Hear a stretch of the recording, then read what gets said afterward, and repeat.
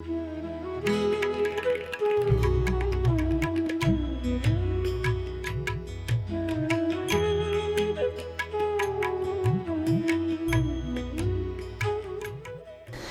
necessary for all Hindus to be aware that there are pointed issues that need to be addressed and not shy away from asking questions or exploring these issues or these ideas. You must explore it to its conclusion because your religion is robust enough to take on the challenges. It is robust. If it was something that was kind of shaky on foundation, then if you ask robust question, it will collapse. Some people run away from this robust question because they know they are on shaky foundation. They say, don't ask, please leave us alone. I won't make any comment about any other religion because this is not a point scoring exercise. But the religion that you come from has always given you permission. This is not new. Hinduism has gone through so many different phases. Sometimes it was almost atheistic, in a certain period. It's prepared to go down that line even. So we have seen Richard Dawkins in the past, nothing new. So we've gone through a variety of different phases and we are ready for that. We embrace the idea of an evolving, living religion. So here is this, if you like, considered to be a living religion. And then you go to modern India and you say, oh dear, what are these guys doing here?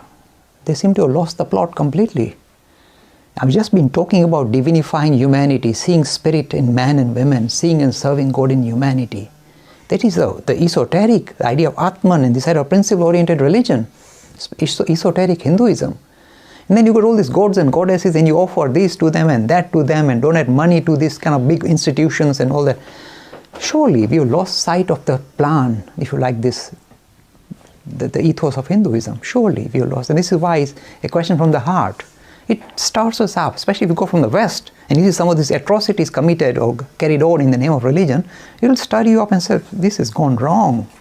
It's stinking. We have lost the plot. You should address this issue. My answer is this. Majority of human beings, including the Hindus, look, never think that we are special and superior. We are not. We are as bad as any other human. People are sometimes worse in many cases. Be aware of that. Don't be frightened to understand it. You see, when every human struggles with the deeper ideas of religion, what does he do? He falls back on the superficial. So the deeper ideas of seeing and discovering the spirit as your essential nature and seeing spirit in others, seeing God in others. This is esoteric Hinduism, the deeper idea. It is difficult to absorb it, digest it and put it into practice in our lives. So what do? We fall back on the superficial. What is the superficial?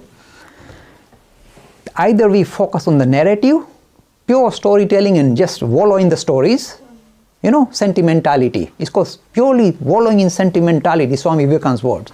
Hindus love that, don't you? That's why all the soap operas are so popular. You love these, round the merry-go-round and this villain doesn't die and you die and everything. It goes on and on forever and we love it. We are fixated on that. We love sentimentality and this wallowing in narrative, stories. This is one way. So when we can't understand the deeper idea, we hang on to the story part, the narrative and make a big thing out of it. So we enhance or give greater credence to the narrative rather than the philosophy. One place where we fail. It shows that we can't relate to the deeper ideas. Let's hang on to the stories. And I told the modern Hindu youth, do you believe this actually happened or this exaggeration? No, it happened, Dilip. I said, it didn't happen. Think for yourself. Think for yourself. No, it can't. Don't call our religion mythology. It's you call it mythology. So grow out of it.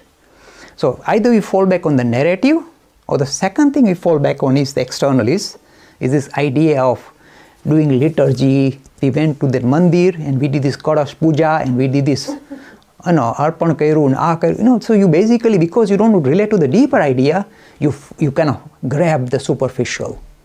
It is easy, suppose you are well-to-do, it's easy for you to say, I'm going to offer this much gold and this much money and this much milk to Shankar Bhagwan in the temple, and you get servants to carry it for you and go click your fingers and you go in, and it's easy to do that. But to say, look, stop seeing God in this image and start seeing God in the street outside your house. When you see that destitute girl walking up and down hungry, do something for her. That's your living God. That's an image of God. This is a living God in front of you. That's your religion teaches you. We don't want to do that because this girl, then I have to look after all her life. How can I do? I don't have time for that. Easy to just throw some coconuts and flowers at these images and get away with it. So this is what happens. This is, if you like, look, it's a very cutting comment and I may get a lot of stick for it. But I need to talk. When we struggle with the subtle, the difficult, You know what Swami Vivekananda said? Not Swami Vivekananda, Swami Ashokanand, one of the modern proponents of Hinduism, very lovely, enlightened personality. Some of the Swamis are enlightened. You can make out. Do you know how you make out? The material that comes out of the mouth is original. They never borrow from anybody else. They comes out naturally. There's a Swami Ashokanand in San Francisco who passed away in 1969, a recent one.